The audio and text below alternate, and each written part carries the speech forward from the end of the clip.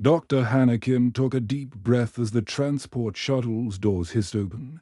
The familiar smell of recycled air and metal polish hit her immediately. Station Alpha 7 looked exactly the same as when she left 15 years ago.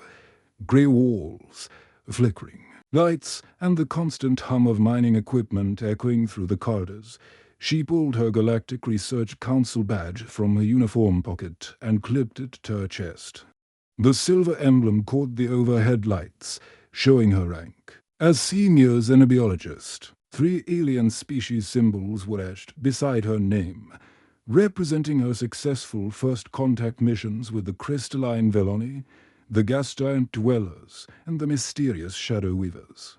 Home sweet home, she muttered, adjusting her research pack. Inside were samples from her latest expedition, bioluminescent organisms from the Andromeda Spiral that could revolutionize human medicine. The Galactic Council had given her a 2-week break to visit family before her next assignment. The transport pilot, a gruff older man with cybernetic implants, leaned out of his cockpit. "You sure about this place, Doc? Most folks try to leave mining colonies, not come back to them." Hannah smiled. "Family calls, you know, even when you don't want to answer." The pilot shrugged. "Your funeral, next transport out, isn't for 3 days." As Hannah walked through the familiar corridors, memories flooded back. She remembered running down these same halls as a child, her adoptive parents chasing her for getting into the ventilation systems. Back then, she'd been fascinated by the strange sounds that came from the colony's outer senses, sounds that others dismissed as equipment malfunction, but she suspected were something more. The central plaza was busier than she remembered. Dozens of colonists moved about their daily routines, operating mining equipment, maintaining atmospheric processes, and managing the hydroponic gardens that kept everyone fed. Children played near the water recycling stations, their laughter echoing off the metal walls. "Look who decided to show up." A familiar voice called out. Hannah turned to see her adoptive brother Ty approaching. He was taller now, his face weathered from years of mining work. Behind him were Min and Sue, her other adoptive siblings. None of them were smiling. "Hello, Ty," Hannah said carefully. "It's good to see you. Is it?" Ty's voice carried an edge she didn't remember. "The famous Dr. Kim graces us with her presence. Tell me, how many alien friends did you bring this time?" The question felt like a slap. Hannah's last visit, 5 years ago, had ended badly when she'd tried to show her family footage of her work with the Veloni. They'd called her research unnatural and accused her of forgetting her humanity. "I came alone," she said. "Your message said you wanted to talk about Dad's memorial service." "Oh, we want to talk about a lot of things," Sue interrupted, stepping closer. Her eyes were cold, filled with a hatred that made Hannah's skin crawl. "Like how you've been spreading lies about our family across the galaxy." "What are you talking about?" Hannah backed away. But Min moved to block her path. "We know about your interviews," Min said. "How you told those news reporters that we were closed-minded and afraid of progress. How you said growing up here was like living in a cage." "I never said that," Hannah protested. "I said the colony was isolated." "Which it is. That's not the same thing." "Isolated from what?" Ty grabbed her arm. "From your precious aliens. From the monsters you spend all your time with instead of your own species." Other colonists had stopped their work to watch. Hannah recognized many faces from her childhood, people who'd known her since she was 8 years old. When the Lees had adopted her after her parents died in a mining accident. "You think you're better than us," Sue spat, her voice rising. "With your fancy uniform and your government badges. You think we're just simple miners who don't understand the big wide galaxy." "That's not true," Hannah said. But even as she spoke, she realized part of her did feel that way. She'd spent years among beings who could manipulate matter at the molecular level. who could communicate through quantum entanglement, who had mastered technologies humans could barely comprehend. Coming back to this small mining colony did feel like stepping backward in time. Look at her face. Min laughed bitterly. She can't even deny it. Before Hannah could respond. Strong hands grabbed her arms. Tai and Min dragged her toward a thick metal support beam in the plaza's center. The beam was part of the station's main structural system, designed to hold up the massive mining equipment above. "What are you doing?" Hannah struggled against their grip, but her brothers were stronger. Their muscles built from years of physical labor. "Teaching you a lesson."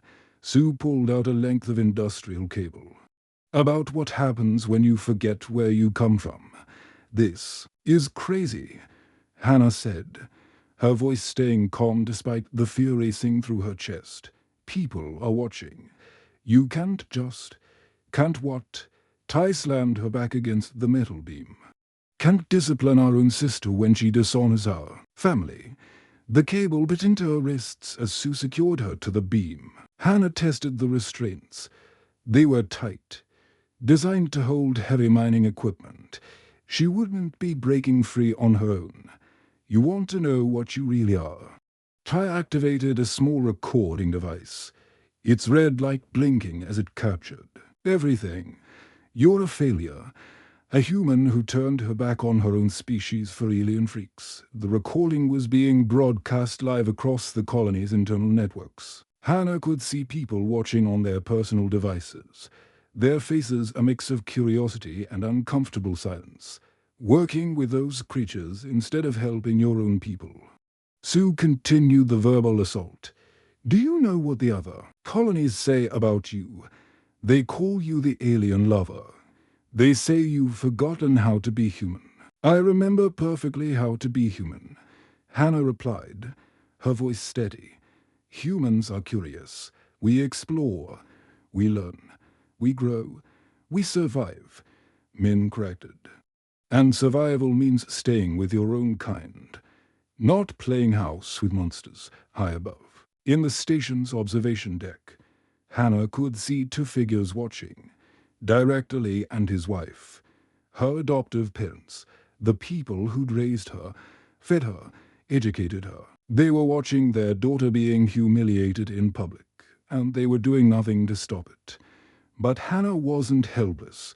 The neural implant behind her left ear was recording everything, storing video and audio data that would be automatically uploaded to the Galactic Research Council servers. More importantly, the emergency beacon in her bloodstream had activated the moment her stress levels spiked. Somewhere in the galaxy, help was already coming. She just had to survive long enough for it to arrive. The hours crawled by like a slow torture. More colonists had gathered in the plaza, forming a circle round Hannah as if she were some kind of entertainment. Children pointed and whispered while their parents watched with a mixture of curiosity and disgust. The metal beam behind her back grew colder as the station's artificial day cycle shifted toward night. "Tell them about your wedding," Sue demanded, pacing in front of her like a prosecutor. "Tell them how you married that alien-loving freak instead of a proper human man." Hannah's jaw tightened. "June is more human than any of you. He's built bridges between species while you've been hiding in this hole. Afraid of anything different. Afraid." Tai laughed harshly. "We're smart. We know what happens when humans get too comfortable with aliens. Look at the Proxima colony. Wiped out by a bioweapon their friendly alien partners gave them. That was an accident," Hannah said. "The Zephyrians were trying to help cure their plague. They didn't understand human biology well enough." "Exactly." Min stepped forward, his mining tools clinking on his belt. "They don't understand us, and we don't understand them. That's why smart humans keep their distance," the crowd murmured. Agreement. These people had spent their lives in isolation, mining rare metals for the inner colonies while staying as far from alien contact as possible to them. Hannah's work wasn't just strange. It was dangerous. You know what I think? An older colonist called out. I think she's been infected by them. They probably put something in her brain to make her loyal to them instead of us. That's ridiculous, Hannah said. But she could see the fear in people's eyes, fear of the unknown, of change. Of anything that challenged their small, safe world. A young girl, maybe 10 years old, tugged on her mother's sleeve. Mom, why is the pretty lady tied up? Because she forgot how to be human, sweetie, the mother replied, pulling her daughter closer. She chose monsters over her own family, Hannah's. Heart broke a little. This was what her adoptive family was teaching the next generation.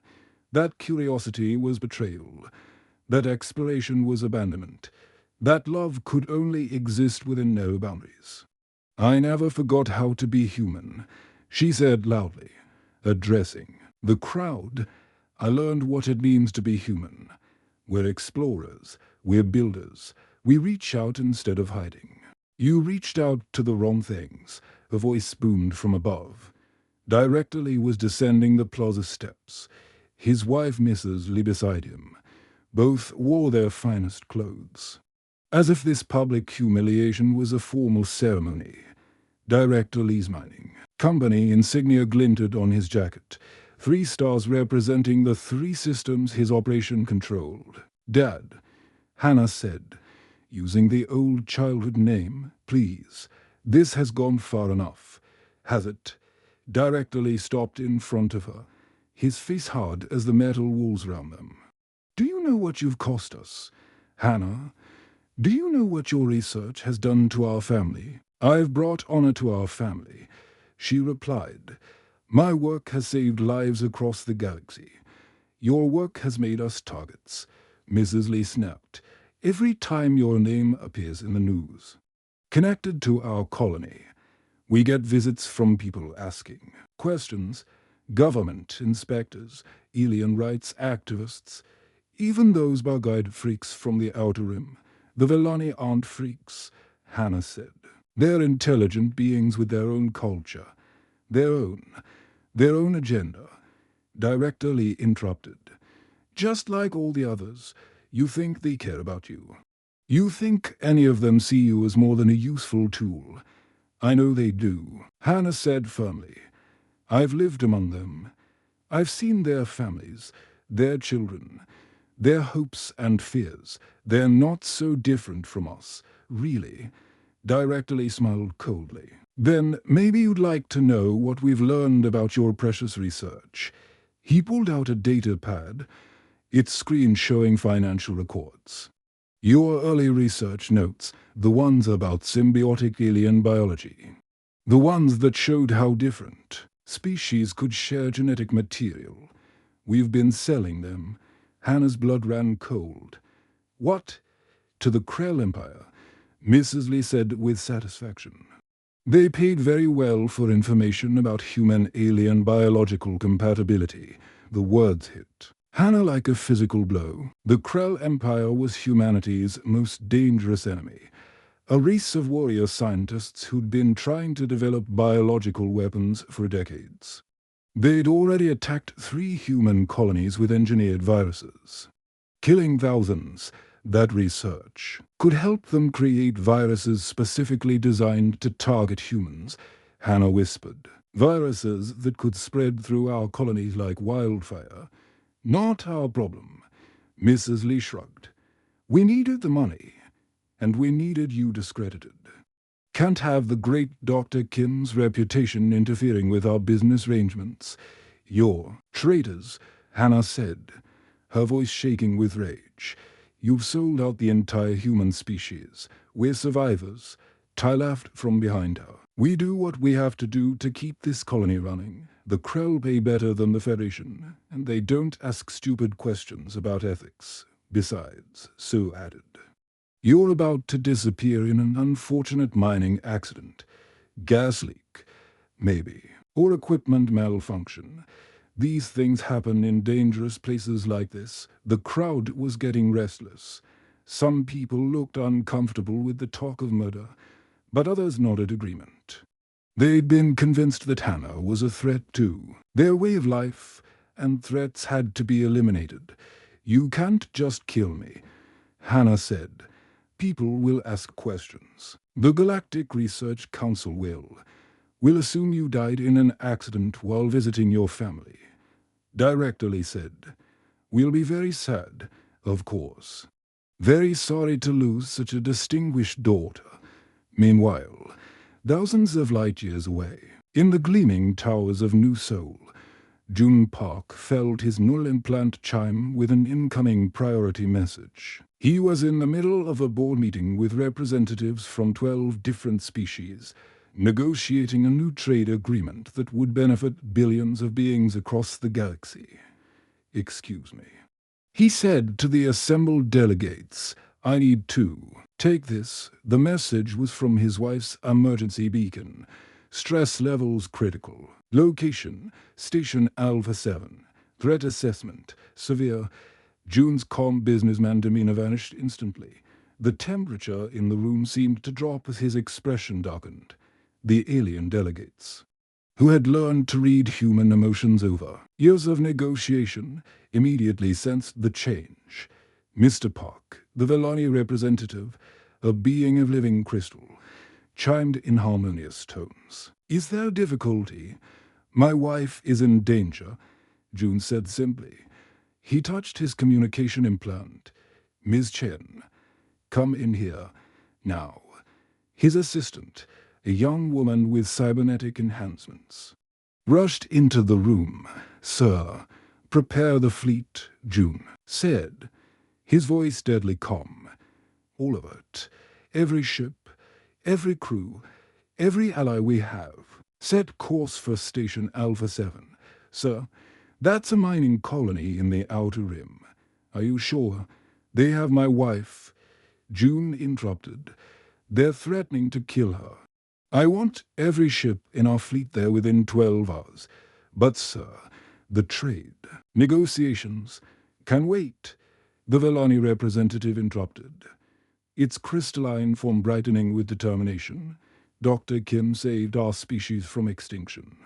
We owe her a debt that can never be repaid." "As do we," agreed the Aquarian delegate, her gills fluttering with emotion. "Her research helped us establish our first permanent settlements on dry worlds, and us added the silicon-based life form from the Rigel system. Without her work on mineral-organic interfaces, our people would still be trapped on dead worlds." Jun looked round the room at these beings from across the galaxy, all of them ready to drop everything to help his wife. This was what Hannah had built with her work. Not just scientific knowledge, but real relationships, real trust, real love that transcended species boundaries. "Then we go together," he said. "All of us. It's time to show these colonists what happens when you threaten family." The emergency beacon in Hannah's bloodstream continued transmitting, sending updates on her location and condition. But now it was sending something else too, a message that would rally the greatest fleet of human and alien ships ever assembled. Help was coming. The first sign was a shadow passing over the plaza's artificial lighting, then another, then dozens, more, until the entire sky above Station Alpha 7 was filled with ships. "What the hell is that?" Sue pointed upward, her voice cracking with fear. The colonists who had been watching Hannah's torture now craned their necks skyward, shielding their eyes against the glare of ship engines. What they saw made their blood run cold. This wasn't just a rescue mission. It was an armada. The lead ship was massive, easily the size of a small moon. Its hull gleamed with a pearlescent finish that seemed to shift colors in the light.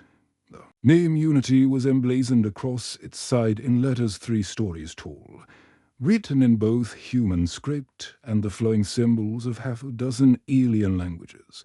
But it wasn't alone. Sleek Vellani crystal ships hung in perfect formation alongside human destroyers. Aquarian vessels that looked like living sea creatures moved through space as if swimming through water. The geometric perfection of silicon-based ships contrasted sharply with the organic curves of the Zephyrian bioships. 6 different species, Hannah whispered, her voice filled with awe despite her situation. He brought 6 different species to rescue me. Director Lee's hands trembled as he activated his scanner, checking the ship's identification codes. His face went from pale to ghost white as the readings came back. Stellar Dynamics. He breathed. Those are all Stellar Dynamics ships. How did they get here so fast? Because my husband doesn't like to wait, Hannah said, unable to keep the pride from her voice, especially when someone threatens his family. The mining colony's outdated defense systems started screaming warnings. Ancient radar arrays that hadn't been updated in decades were overloading, trying to track so many ships at once. The colony's few defensive turrets swiveled uselessly. They're targeting computers and to lock onto targets that were using technology decades ahead of their own. This is impossible, Ty said, his voice shaking. Nobody moves fleets this fast. The jump drives alone would take Velani quantum folding technology. Hannah explained calmly. They can bend space-time to create shortcuts across the galaxy. My research helped them perfect it. The station's communication systems crackled to life. When June's voice echoed across every speaker in the colony, it carried the calm authority of someone who was used to being obeyed by entire star systems. This is Jun Park, CEO of Stellar Dynamics and chairman of the Galactic Trade Consortium. You have 30 seconds to release my wife, or the station will be impounded under Galactic Trade Authority regulations for harboring fugitives and trafficking in classified research. He's bluffing, Ty said, but his voice sounded more hopeful than confident. He can't just take over a mining colony. Can't he? Hannah smiled for the first time in hours. Check our legal codes. Stellar Dynamics has enforcement authority in cases involving interspecies security threats. Which is exactly what you created when you sold my research to the Krell. The station's lights flickered as something interfaced with their power systems. The mining equipment throughout the colony began shutting down in sequence, each machine powering off with mechanical precision. What's happening? Mrs. Lee demanded, checking her personal data pad. Why are our systems going offline? The Velani are saying hello, Hannah explained. They're crystalline beings who can interface directly with electronic systems. They're probably mapping every circuit in this station right now. Indeed, aboard the Velani ship Harmonic Convergence, beings of living crystal were extending their consciousness into the colony's computer networks. They moved through the digital systems like ghosts, copying files, disabling weapons, and taking control of life support systems. We find the Painbringers. One Velani communicated to its companions through harmonic resonance.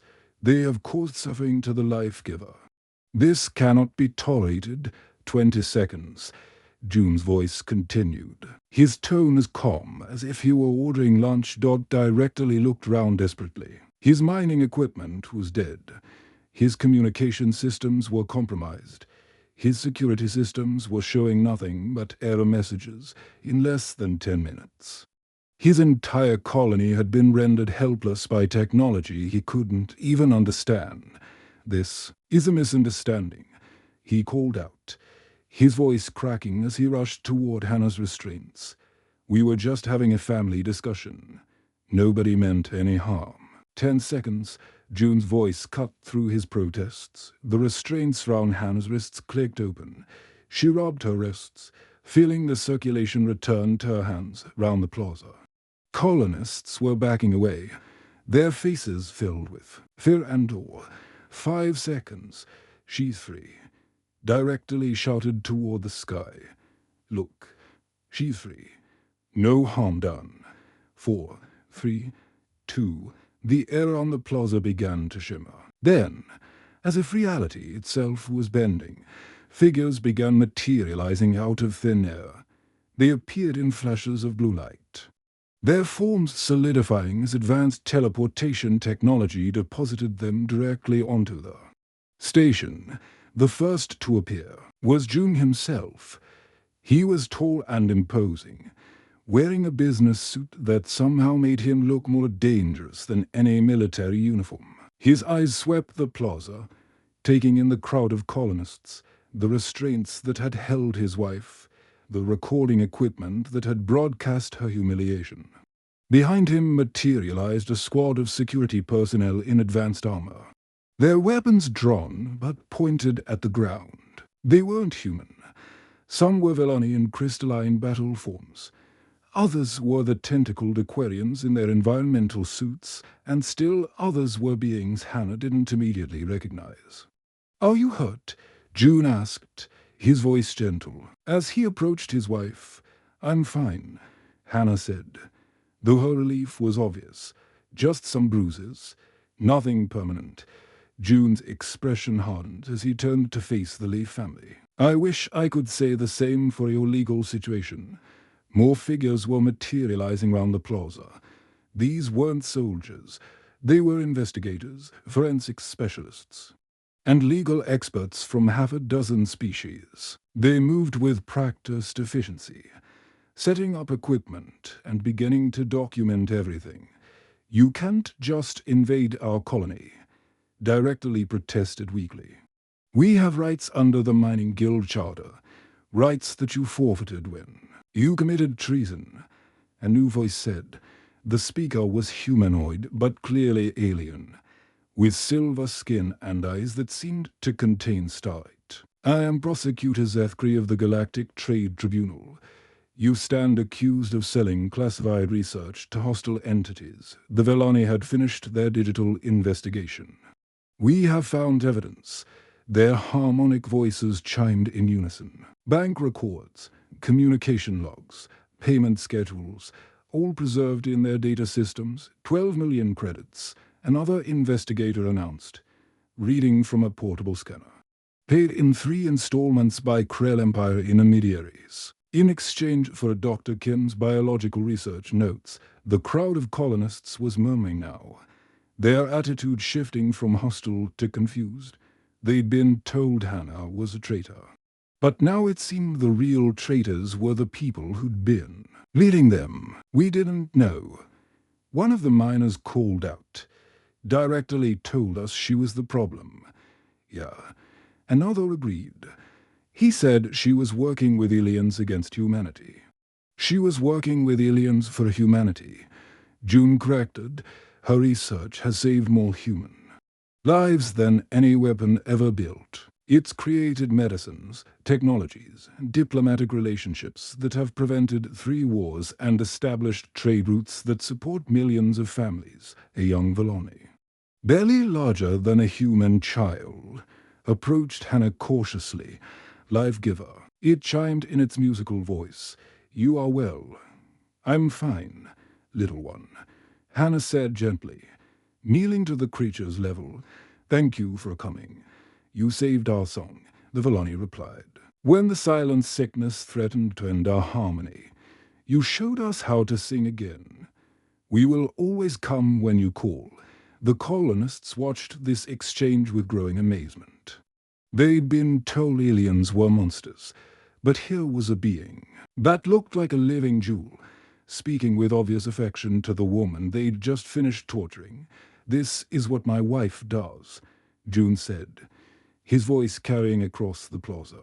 "She builds bridges. She finds common ground between species that have nothing in common except the desire to survive and thrive. She's not humanity's enemy. She's humanity's greatest ambassador." Directly made one last desperate attempt to regain control. "You still can't just take over our colony. We have mining contracts, legal obligations, all voided by your treason," Prosecutor Zethkri interrupted. "This facility is now under Galactic Trade Authority control pending investigation. All personnel will be processed and questioned. Those found innocent will be relocated to other colonies," June added. Those found guilty will face trial for treason against the human species. The plaza fell silent except for the hum of alien technology and the quiet conversations of the investigation teams. The colonists who had been cheering for Hannah's torture an hour ago now stood in stunned silence, realizing they'd been manipulated by the very people they'd trusted to lead them. Hannah stood in the center of it all, surrounded by beings from across the galaxy who had dropped everything to rescue her. It was the most beautiful sight she'd ever seen, proof that the bridges she'd spent her life building were stronger than any weapon, any hatred, any fear. The cavalry had arrived, and it spoke in a dozen languages, but with one voice: family protects family, no matter what species they are. The plaza had transformed into something resembling a high-tech courtroom. Holographic displays showed financial records, communication logs, and classified documents floating in the air like ghosts of evidence. The colonists pressed against the walls, watching in stunned silence as their entire world was turned upside down.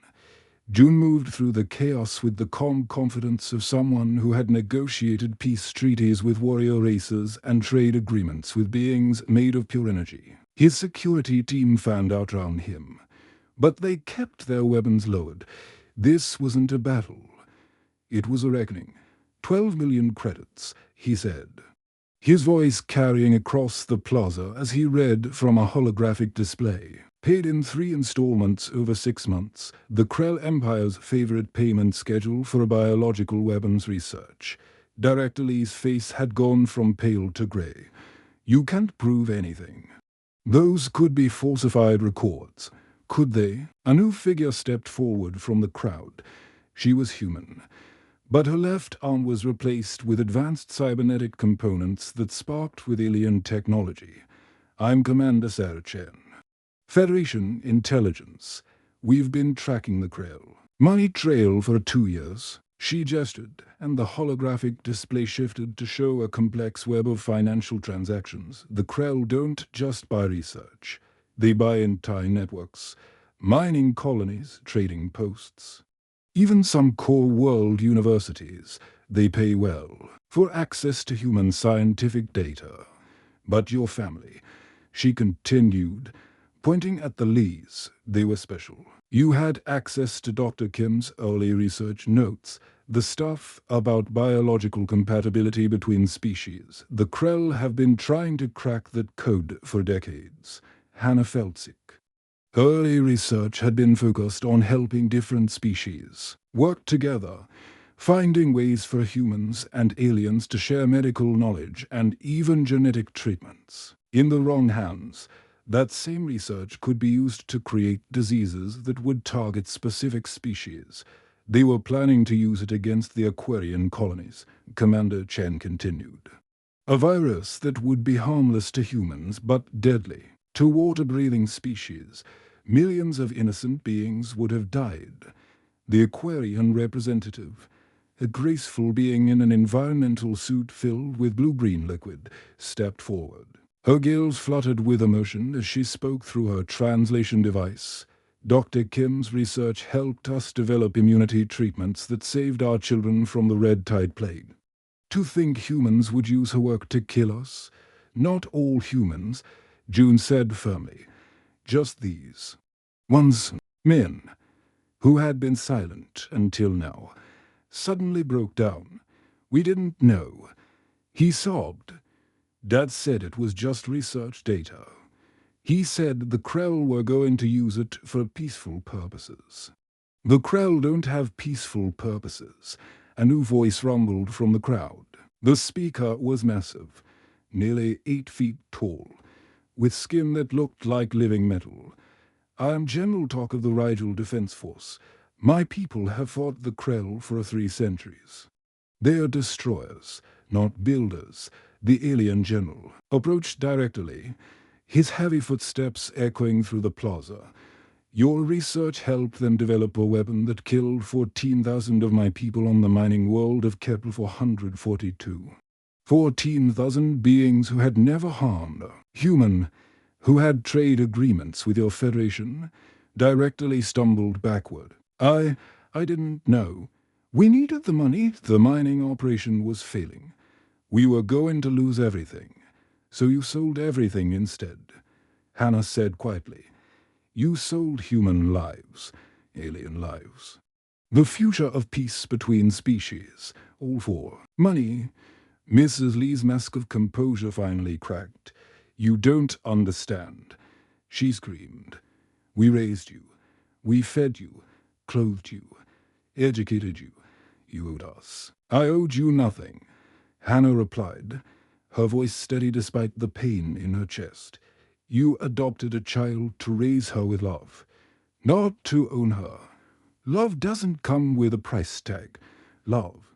Mrs. Lee laughed bitterly. You never loved us. You were always looking up at the stars, dreaming of getting away from here. You left us the first chance you got. I left to become who I was meant to be, Hannah said. That's what children do. They grow up.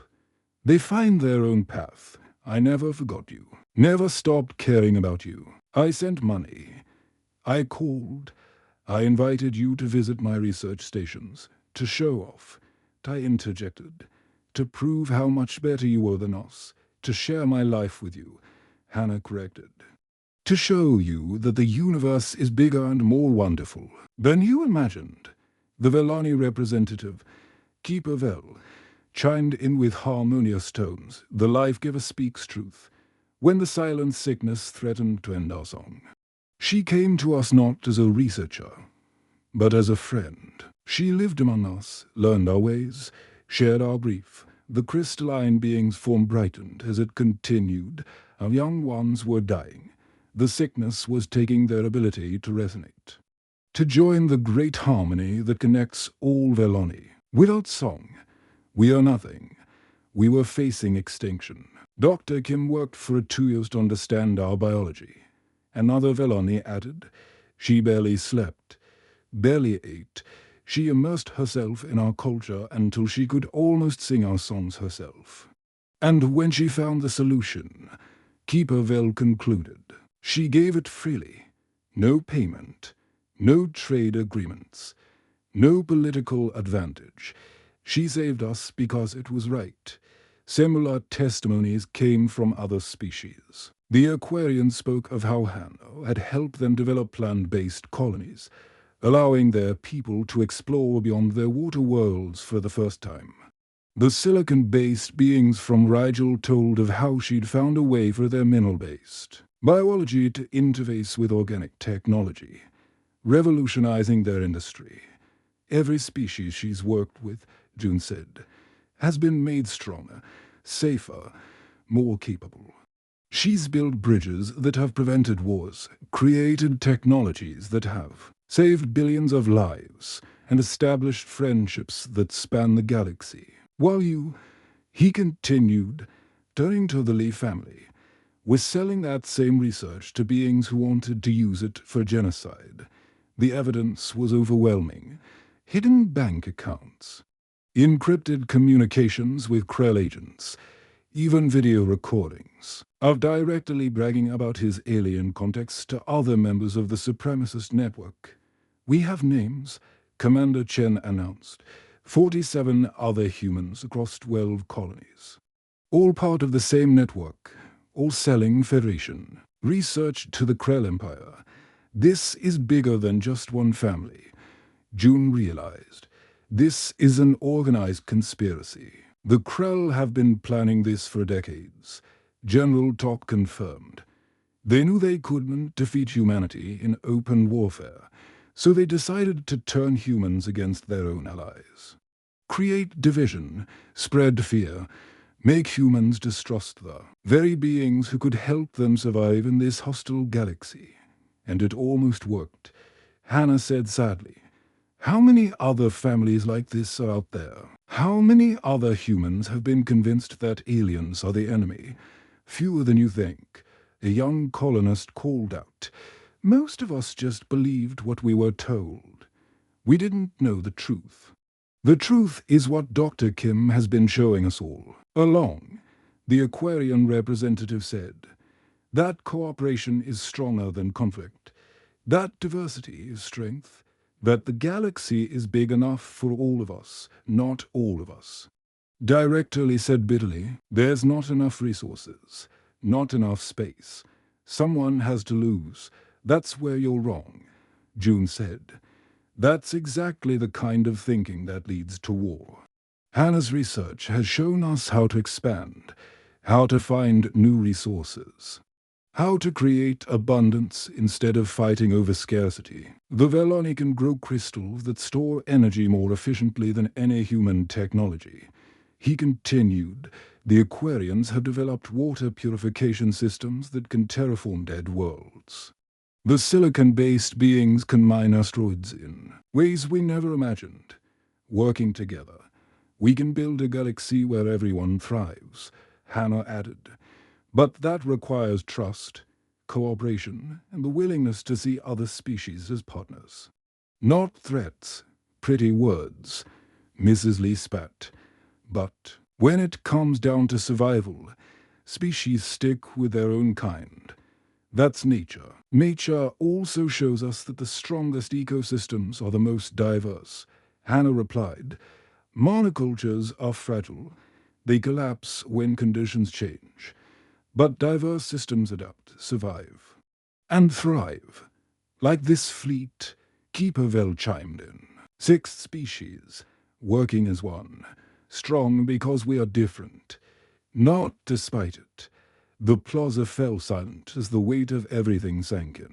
The colonists were beginning to understand that they'd been manipulated, that their fears had been used to serve an agenda that would have destroyed the very peace their children would need to survive. "What happens now?" one of the miners asked. "Now," Commander Chen said, "we clean up the mess, the guilty parties face trial. The innocent ones get a chance to start over, with the truth this time, and the colony." Another colonist asked. "Will be rebuilt," June said, "as a symbol of what's possible when humans and aliens work together. The mining operation will continue, but as a joint venture. Human expertise, alien technology, shared prosperity. Some of you will choose to stay," he continued. "Others will want to leave, to explore the galaxy you've been hiding from. Both choices are valid. Both choices are human." Hannah looked round at the faces surrounding her, human and alien, young and old, filled with hope and fear in equal measure. This was the real work, she realized. Not just the research, not just the discovery, but the patient, careful building of trust between beings who had every reason to fear each other. "We have a choice," she said finally. "We can let fear divide us, or we can let curiosity unite us. We can build walls, or we can build bridges. We can choose to be smaller than our fears, or bigger than our differences." The choice, as always, was up to them. 6 months had passed since the events at Station Alpha 7, and the galaxy had changed in ways no one could have predicted. The Galactic Council chamber on Earth was packed to capacity, with representatives from 43 different species filling the massive circular auditorium. Holographic displays showed delegates from distant worlds who couldn't attend in person, their alien forms shimmering in the recycled air. Hannah stood at the center podium, her hands steady despite the magnitude of the moment. The scars on her wrists had faded to thin white lines, but she wore them proudly. They were proof that she had survived, that she had chosen hope over hatred even when hatred had tied her to a pole and called her failure. The case of Station Alpha 7 revealed something important about humanity. She began, her voice carrying clearly through the chamber's advanced acoustic systems. "We discovered that our greatest weakness and our greatest strength often come from the same place." The audience was silent, hanging on her every word. In the 6 months since her rescue, Hannah had become something of a legend, the woman who had survived betrayal by her own family and used that pain to build bridges across the galaxy. Our weakness is fear, she continued.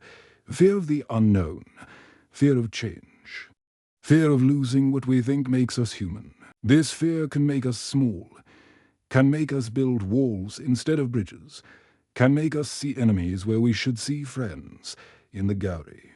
June watched with pride as his wife addressed the most powerful beings in the galaxy. Beside him sat representatives from the Veloni, the Aquarians, the silicon-based beings from Rigel, and dozens of other species. All of them had come to honor the woman who had saved their people in one way or another.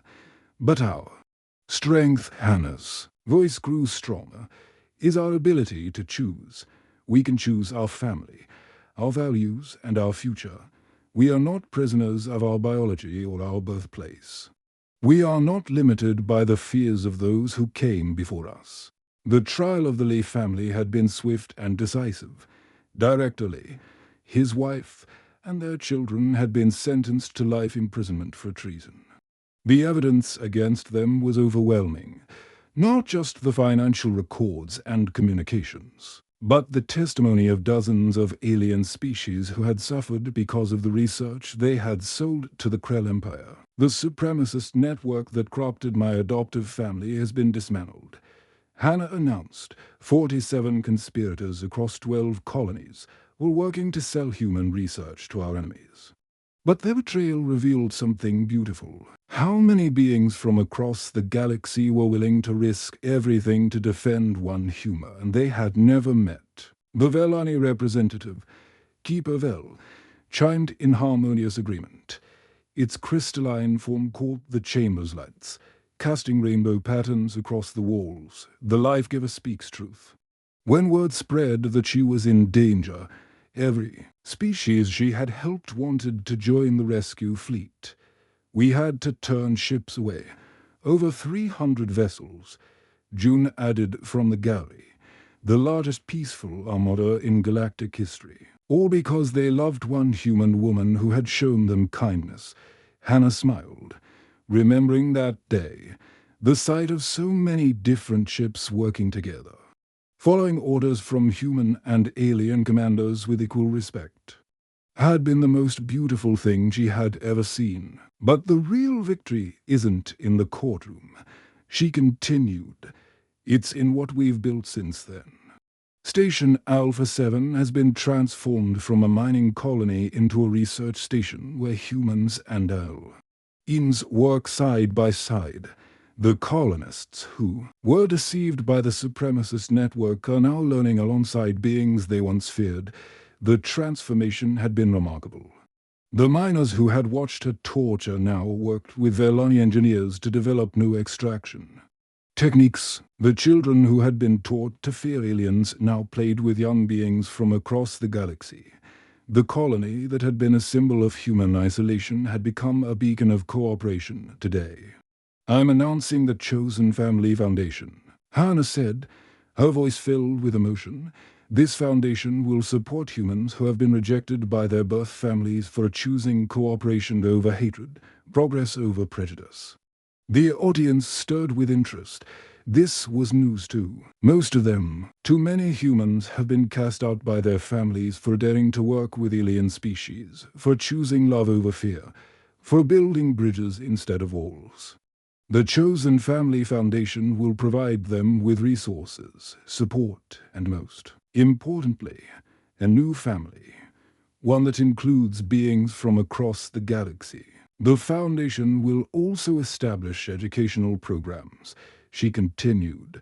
We'll send mixed human and alien teams to isolated colonies, not to force change, but to show what's possible when different species work together. We'll demonstrate that cooperation isn't weakness. It's the source of our greatest strength. The chamber erupted in applause. Representatives from dozens of species stood, their various forms of clapping, cheering, and harmonic resonance creating a symphony of approval. Humanity's greatest strength isn't our technology, Hannah said as the applause died down. It's not our military might or our industrial capacity. It's our ability to form bonds across every barrier, species, culture. Biology itself, she gestured, to the diverse audience round her. Look at this chamber. Beings who breathe methane sitting next to beings who absorb solar energy. Creatures of crystal and metal and flesh and pure energy, all working together toward a common goal. This is what humans do best. We bring different beings together and help them find common ground. We don't just survive among the stars, she concluded. We build communities that make the galaxy better. We create families not based on blood or biology, but on choice, on love, on shared dreams for the future. The applause that followed was thunderous. Beings who had been enemies for centuries found themselves standing together, united by the vision of a human woman who had refused to let hatred define her.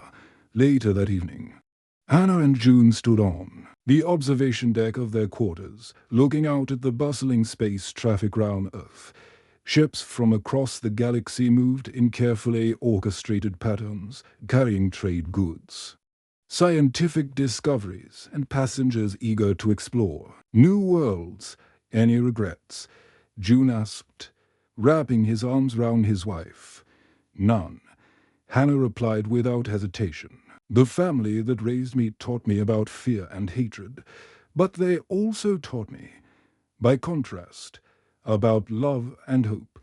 Sometimes the greatest gifts come from the most painful experiences. A Velani transport ship glided past their window, its crystal hull singing with harmonic frequencies. Inside, Hannah knew, we young Velani heading to human universities. Just as human students were traveling to crystal worlds to study alien music and mathematics, the Lee family thought they were protecting humanity by keeping us isolated. She continued, but they were really trying to make us smaller, weaker, more afraid. True strength comes from embracing the unknown, from choosing to trust even when trust seems dangerous. Speaking of trust, June said, I got a message from the Zephyrian Council today. They want to establish a permanent embassy on Earth. They're also offering to share their atmospheric engineering technology. Hannah's eyes lit up. The Zephyrians were an ancient species of energy beings who rarely interacted with physical matter. If they were willing to establish permanent contact with humanity, it meant they saw humans as worthy long-term partners. What? Did you tell them that we'd be honored? June smiled. But that they'd have to get used to a lot of questions. Humans are curious about everything, as we should be, Hannah said. Curiosity is what brought us to the stars in the first place. Fear might keep us alive, but curiosity makes us truly human. A shooting star streaked across the sky, or perhaps it was another ship, carrying dreams and hopes and the promise of tomorrow. In the 6 months since Station Alpha 7, the galaxy had become smaller and larger at the same time. Smaller because distance meant less when you had friends across the stars. Larger because those friends had opened up possibilities that no single species could have imagined alone. The woman who was tied to a pole and called a failure, June said softly, has become the architect of humanity's greatest achievement. Which is what? Hannah asked, though she already knew the answer. Learning that family isn't about blood or biology or even species. He replied, it's about choice. It's about love. It's about choosing to see the best in others and helping them see the best in themselves. Outside their window, the galaxy continued its ancient dance. But now that dance included new partners, new steps, new harmonies. The universe was vast and dangerous and full of unknowns, but it was also full of friends waiting to be made, bridges waiting to be built, and families waiting to be chosen. The woman who had been rejected by her birth family had found something better, a family that included beings from across the galaxy, all united by the simple but revolutionary idea that differences were not obstacles to overcome, but gifts to be celebrated. And in the end, that made all the difference, the end.